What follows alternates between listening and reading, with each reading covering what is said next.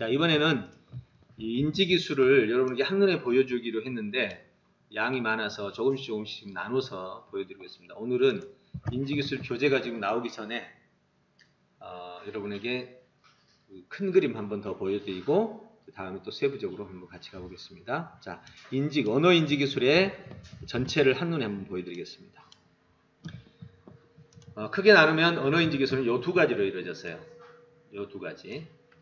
이거는 상황 인지기술이에요. 그러니까 인지기술은 크게 이렇게 볼게요. 인지기술의 구분. 이거는 하나는 언어 인지기술, 하나는 상황 인지기술. 이렇게 됩니다. 그러면 요거는 언어 인지기술에 속해요. 요거 창의인지는 상황인지에 속하죠. 이렇게 됩니다. 이게 책 한 권 지금 전체를 나누는 거예요. 그럼 이제 앞부분에는, 책의 앞부분에는 이 앞부분 여기 하나 더 있죠. 예, 인공지능 이해. 일부, 요게 2부라고 보시면 돼요. 1부가 인공지능, 2부가 인지기술. 인공지능은 뭐, 이거하고 좀 무관하게 진행되긴 하는데, 시대를 우리가 이해해야 되니까, 인공지능과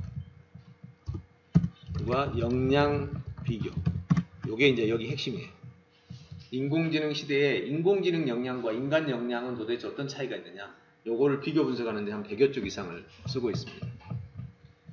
그래서 여기서 이제 인간 역량을 끌어내기를 이렇게 끌어내요. 비교하고 인간 역량의 핵심 분류. 그래서 인간 역량의 핵심 역량은 인간 역량의 구성 요소 이렇게 할게요.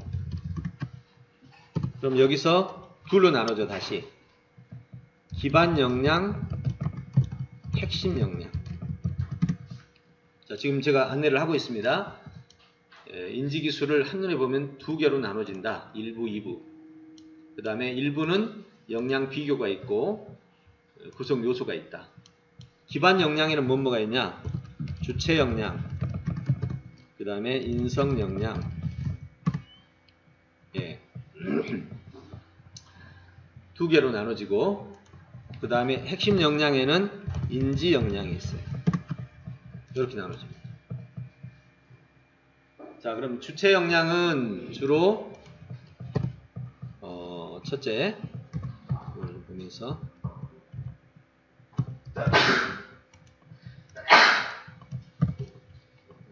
주체 역량에는 크게 신체 역량과 정체 역량, 자주 역량 세 가지로 나누죠. 신체 역량, 정체 역량, 자주 역량. 이렇게 세 가지. 그 다음에 인성 역량에는 아까 했던 거 신뢰 역량, 그 다음에 친화 역량, 그리고 협동 역량. 이게 기반 역량의 요소입니다. 이 정도만 기억해 두시면 돼요. 그럼 어디 가서 진짜 역량에 대해서 큰 그림을 보여줄 수 있습니다. 이건 좀 설명은 간단하게만 정리할게요. 주체 역량에서 몸이 없다면 주체가 발생할 수 없죠. 예, 그래서 몸을 가져야 되는데 또 건강한 몸이어야 주체적으로 살죠. 몸이 약하면 주체적으로 못하잖아요. 그래서 여기를 보시면 신체 역량은 다시 체력, 체질, 체형으로 나눠져요. 여기 적진 않겠습니다. 체력, 그 다음에 체질이 어쩌냐면, 그 다음에 체형, 몸매죠, 몸매. 예, 또 아름다움도 생각해야 되니까. 예, 그래서 체력, 체질, 체형. 이 세 가지를 다시 또 나눠서 하이로 파고 들어가면서 체력을 강화시키려면 뭐가 있어야 될까? 그러면 여기서는 체력이면 이렇게 나오죠. 소화계, 심혈관계, 근골격계. 그럼 소화계는 다시 이렇게 나눠지겠죠. 심혈관계는 이렇게 나눠지고, 그럼 하이에서 이제 뭐를 관리해야만이 우리가 실제로 좋아지겠냐? 이렇게 해서 정말 체계적으로 분석이 돼 있어서 이 부분만 하면 당신의 체력은 이렇게 좋아질 것이다. 이걸 보고 우리는 신체 역량이라고 하죠. 그 다음에 정체 역량은 자신의 전체성, 자신의 존재성, 이런 부분에 속합니다. 그 다음에 자주 역량은 스스로 뭔가를 활동하는 자율성에 관한 거죠. 네. 그 다음에 인성 역량은 아까 소개했죠. 신뢰, 이건 나, 이건 너와 나, 이건 우리. 이 세 요소가 있으면 인성 역량이 성장합니다. 자, 핵심 역량은 인지 역량인데 인간으로서 존재할 수 있는 것이 바로 인지성이 있기 때문이죠. 예. 인지성이 없다면 우리 인간은 오늘날 문명을 또 동물들이 신을 인지 못하는 것처럼 신이 존재해도 신을 인지 못하는 존재가 되는 거죠. 인간에게는 이 인지 역량 때문에 신을 인지할 수 있는 거예요. 신의 인지가 바로 우리가 지금 현재 신과의 관계를 만든 거죠. 이것이 바로 인지 역량입니다. 그래서 인지 역량은 크게 두 가지로 나눠져요. 하나는 요소형 요소, 하나는 절차. 요소는 어떻게 되냐? 이 요소만 개발되면 인지 역량이 개발되는 거예요. 사고 역량, 그 다음에 언어 역량, 정보 역량. 요 세 가지입니다. 그럼 요소는 사고 역량은 조금 전에 말했던 인간의 가장 기본이 되는, 즉 호모사피엔스 유전자가 가지는 가장 중요한 특징이죠. 우리 호모사피엔스 이전에 인간과 유사한 형태의 그 두개골들이 다 지금 발견이 됐잖아요. 그래서 아예 학명이 다 붙어 있습니다. 네안데르탈인, 그 다음에 학명, 여러 가지 학명이 정말 많아요. 근데 약간씩 틀려. 예. 이제 거기서 진화론이 나오고 막 그렇긴 하는데 지금 진화론 얘기가 아니라 발견된 얘기만 하자는 거죠. 분명히 뇌의 두개골들이 틀리고 특징들이 틀린 거잖아요. 그 틀린 거를 지금 체계적으로 만들어 놓은 거예요. 그리고 또 그 밑으로 침팬지하고 원숭이 등의 틀린 점들을 만들어 놓고 이렇게 정리를 해놨는데, 어쨌든 호모사피엔스라는 종이 현재 이 세 가지 역량에서 최고가 된 것은 사실입니다. 그래서 우리가 오늘날 문명을 만드는 거죠. 사고는, 핵심만 정리한다면 사고는 아까 말했던 거예요. 여기가 의문과 탐구. 사고 역량의 핵심이에요. 근데 의문과 탐구를 해도 지금도 언어가 없는 원시 부족들은 문명이 안 나와요. 네. 그렇죠? 자, 여기서 한번 입증을 해볼게요. 호모사피엔스가 태어난 게 지금 현재로부터 7만 년 전이라고 알려져 있어요. 학문적으로. 7만 년 전에 처음 두개골이 지금 발견이 됐다고. 그렇다면 지금 현재 우리와 똑같은 유전자예요. 이제 지금은 유전자 검사가 되기 때문에 그 당시에 이 호모사피엔스가 지금하고 똑같은 유전자예요. 그러면 그때 태어난 아이를 지금 현대 와서 기르면 오늘 우리처럼 될까요, 안 될까요? 되죠, 당연히. 됩니다. 저 원시부족에는, 지금 아프리카의 원시부족에 있는 사람 아이를 데려다가 태어나자마자 이쪽으로 데려오면 우리처럼 다 자라요. 똑같은 거예요. 유전자라는 게 그렇게 무서운 거예요. 그러니까 의문과 탐구를 가지고 7만 년 동안 했는데 문명이 안 생겼죠. 언제 문명이 생겼어요? 문명이란 말은 언제부터 써요? 그쵸? 언어가, 문장 언어가 발생했을 때. 지금부터 5,000년 전이란 말이에요. 그럼 7만 년 동안 뭐 했길래 아무 문명이 발전 안 하다가 딱 문장이 발견되고 나서, 발명되고 나서야 문명이 되냐 이 말이에요. 바로 이것이 사고만으로는 문명이 안 나오더라는 거예요. 분명히 의문과 탐구를 통해서 발견을 하지만 지식이 축척과 융합이 안 되는 거예요. 왜? 한 사람의 머릿속에서 다 끝나버리니까. 전부 그냥 구두로만 전승하여 오다가 누가 그걸 기억하겠어요? 세부적인 걸. 지금도 보면 고대에 그 축전지가 발견돼요. 배터리. 지금과는 기술이 다른 기술이긴 하지만 배터리를 썼단 말이에요. 근데 그 기술이 전승이 안 돼. 왜 전승이 안 됐을까요? 배터리는 굉장한 기술이잖아요. 기록을 안 하고 이거를 누구한테 전수를 혼자만 하는 거예요. 너무 중요한 기술은 사람들이 안 가르쳐 주려고 그러잖아요. 그러니까 그러다가 누가 변사체가 돼버리면 그냥 그 기술이 사라지는 거예요. 그래서 고대에 굉장히 놀라운 기술들이 막 지금 발견이 되고 있는데 그 기술들이 전승 안 되는 이유가 바로 기록이 없어서. 그래서 이제 두 번째가 바로 언어를 만나면서 문명으로 넘어가죠. 이게 이제 문명과 원시를 구분합니다. 그래서 언어 역량의 핵심은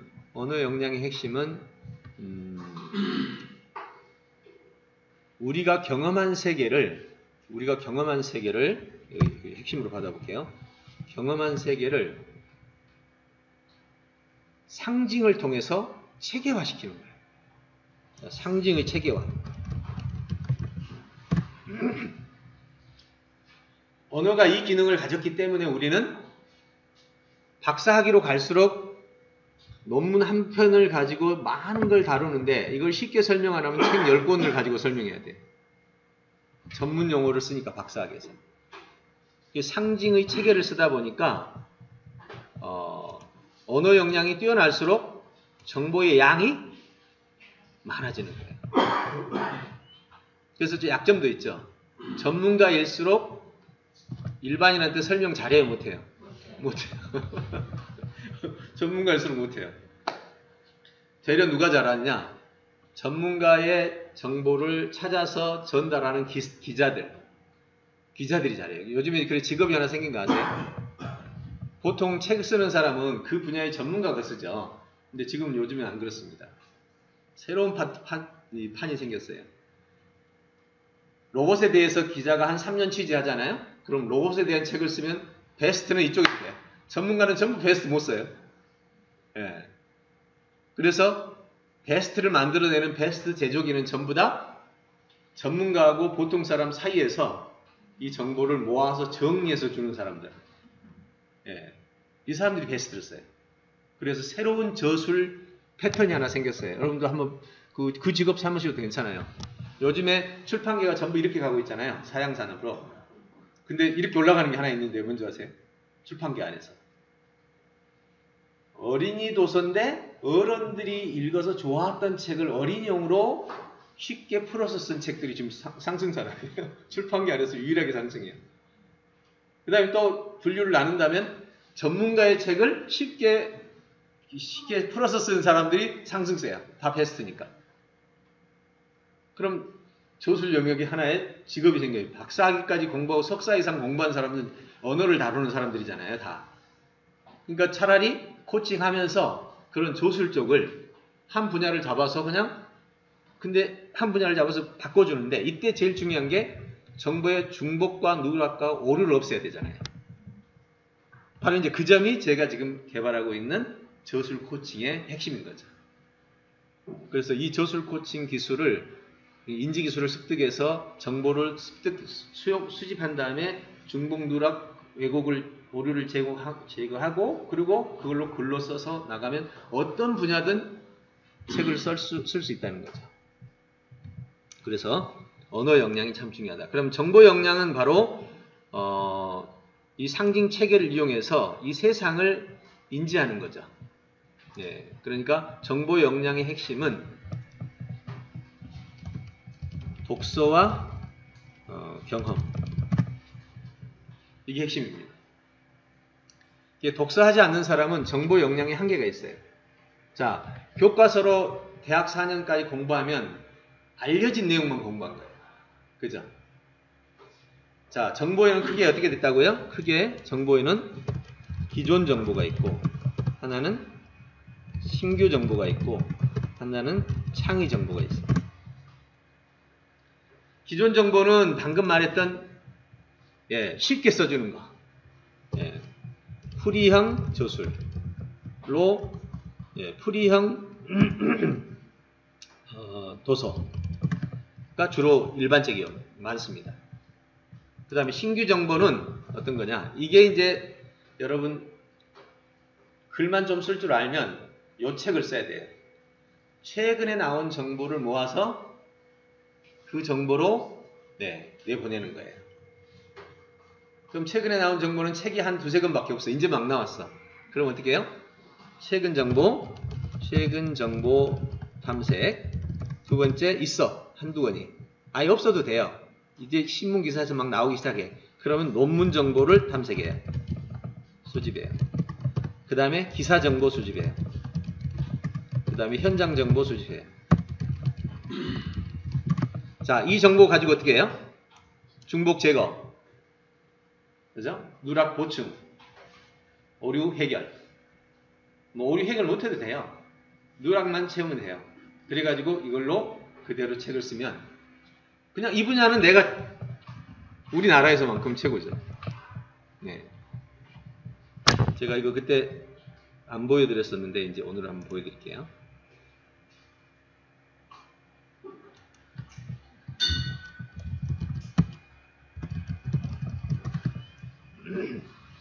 이거 보시면 이제 이 친구가 정말 그 대명사입니다. 물론 이 친구 말고도 참 많은데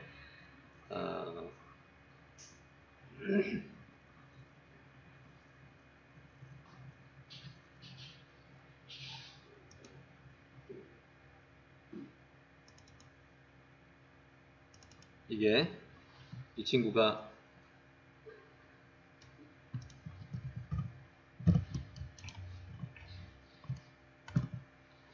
페이지가 17쪽입니다. 한 번도 얼굴도 안 본 친구고 혼자서 영상을 보고 6개월간을 정말 뭐 파고 또 파고 이렇게 해가지고 예. 그때 이제 저희 이름이 트리키였거든요. 지금 이제 인지기술이라고 표현하는데 이름이 좀 바뀌었습니다. 이렇게 하면서 이제 돈이 150만 원이었어요. 그때 영상이. 그거를 몽땅 해서 보고 네. 이렇게 아버지가 안 된다고 그러니까 뭐 어쨌든 뭐 엄마가 시켜달라고 해서 배웠습니다. 그리고 나서 이걸 막 체계를 혼자서 잡은 거예요. 이렇게. 네.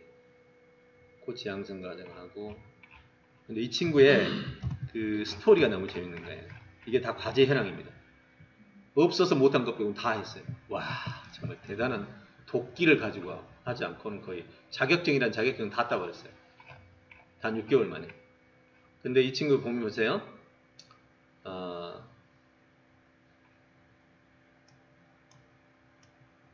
나는 공부를 지지도 못하던 아이였다. 중학교 다닐 때 학교에서 방과후 보충반 했고 그 다음에 보충반에 있고 특수교육반이었고 딱히 문제도 일으킨 게 아니고 성적이 떨어지고 공부 못하는 이유 하나로 특수라는 꼬리를 달고 중학교 시절했고 고등학교는 더 암울했고 인문과는 당연히 무리고 실업계도 자신 없어 실업계 떨어진 학생들이 가는 학교에 입학하고 대학은 아예 꿈도 못 꾸고 자 그러다가 저를 만나서 따라서 이제 이걸 가지고 영상으로만 한 거예요. 그러면서 처음으로 글 잘 쓰는 소리 듣고 뭐 심리학 강의 다음에 못사이트 멋진 글이라는 말 듣고 막 평가를 들은 거죠. 그러면서 이 친구가 저를 찾아온 거예요. 마지막 이걸 보내고 지금 깜짝 놀랐죠. 그리고 그 이후로 계속 공부를 추가로 했는데 무슨 일을 했냐면 이 설계 기술을 이용해서 루시드 드림이라는 최근에 영화 나왔었잖아요. 이제 우리나라에 상륙한 내용이었거든요. 그거를 방금처럼 정보를 다 모은 다음에 설계를 해가지고 설계한 내용을 가지고 이 블로그에다 올리고 그 다음에 그 올린 거를 영상으로 찍어서 강의 형태로 올리고 근데 그때 루시드 드림 영화가 막 촬영되고 있으니까 김영사에서 루시드 드림 책을 쓰려고 하는데 저자를 찾았는데 없어 아는 사람이. 그러다가 검색하다가 이 친구를 카페에서 본 거죠. 26살에 김영사에서 출간 제안이었다. 지금 말이 안 되지. 이런 상황인데. 그래야지 이제 영화가 나오는 시간이 임박하니까 기간을 그 안에 써야 되잖아. 그러니까 이 기간을 너무 짧게 준 거야. 혼자서 그 기간을 못 쓰지. 그래서 이제 이 친구가 이 같이 카페 운영지 하는 애들을 모아가지고 같이 책 쓰자 해가지고 책을 써서 원고를 만들어서 딱 김영사에 갖다 주는 날 가져왔는데 이 친구들이 쓴 책이 아니지. 예, 자기 건 통과가 됐는데 이 친구들 때문에 결국 통과가 안 돼버린 거예요. 너무 억울해서 먹죠. 근데 뭐 기간 때문에 그거 어쩔 수 없었지만 그 정도로 탁월한. 그런데 더 재밌는 건 뭐랬는지 아세요? 이거 다음에 다시 20쪽짜리가 또 왔어요. 공부하고 나서. 후기가. A4용지. 근데 거기 뭐랬는지 아세요? 제가 아직도 이 기술만큼은 내 운영 동지들한테 안 가르쳐 줬습니다. 얼마나 배꼽을 잡고 웃었는지.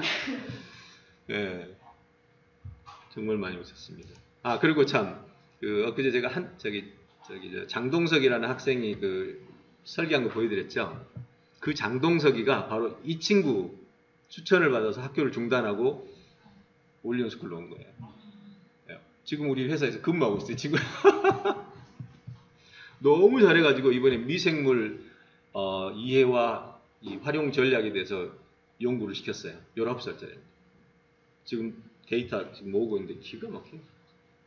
이런 애들은 설계가 되니까요. 보이는 정보를 다 끌어와가지고 설계를 착착 하면 그냥 체계가 쫙 잡히는 거예요. 제가 지금 강의할 주제를 걔한테 시켜가지고 걔가 지금 설계하고 있다니까요. 네. 여기 보세요. 미생물. 여기 있는. 이게 지금 3월 20일 날 지금 저한테 넘어온 자료거든요. 지금 이제 오늘 내일 사이 끝날 텐데. 네. 발견.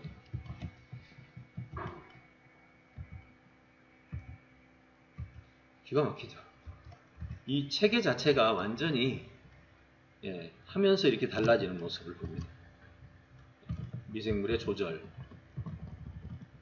그죠?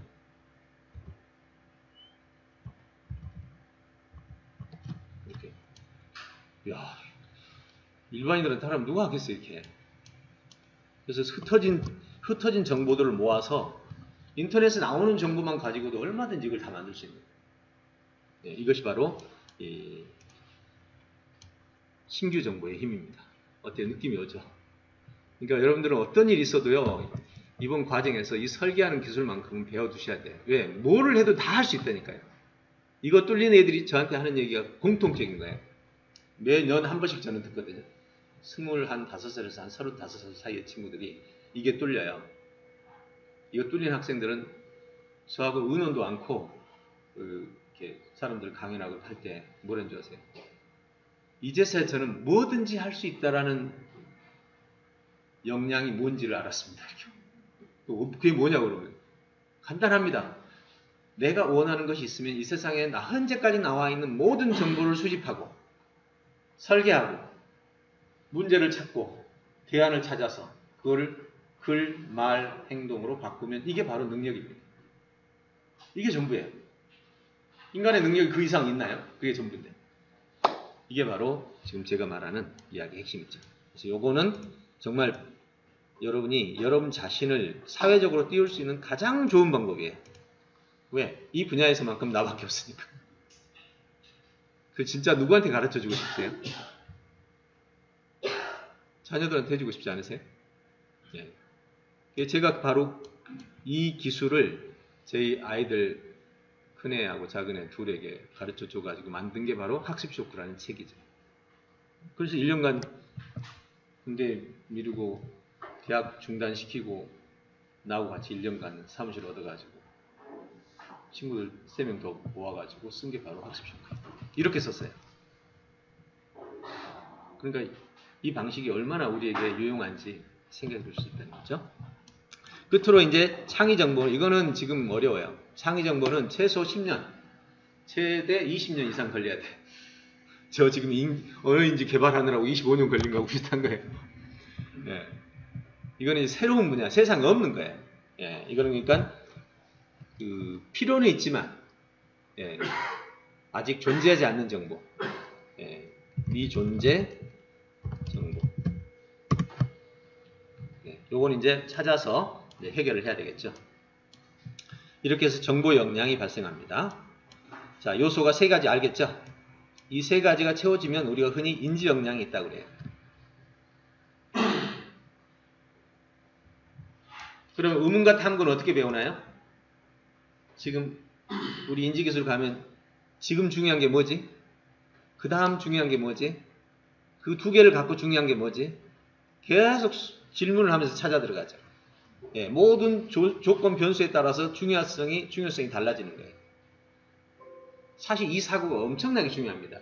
이게 없으면요, 대부분 사람들은 패턴화된 의문을 갖게 돼요. 즉, 항상 남들이 쓰니까 그 쓰는 것만큼만 하는 거죠. 근데 상황이 달라졌을 때는 항상 의문 자체가 달라집니다. 굉장히 중요한 부분이에요. 자, 그래서 요소는 이렇게 정리가 됩니다. 그럼 이 3가지 요소를 배우면 좋겠는데 어떻게 배우느냐? 배울 때는 이 절차가 있어요. 이건 중요도의 순서입니다. 중요도에 대한 순서.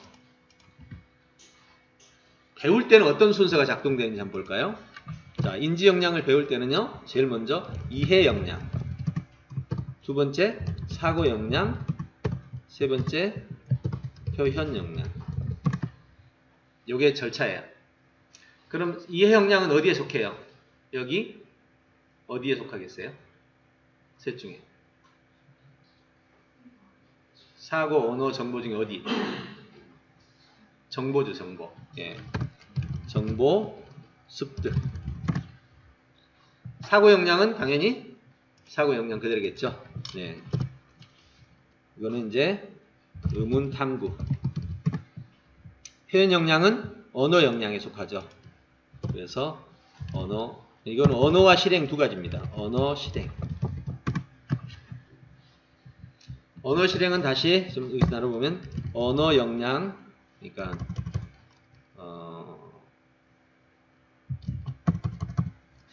구어 역량, 문어 역량,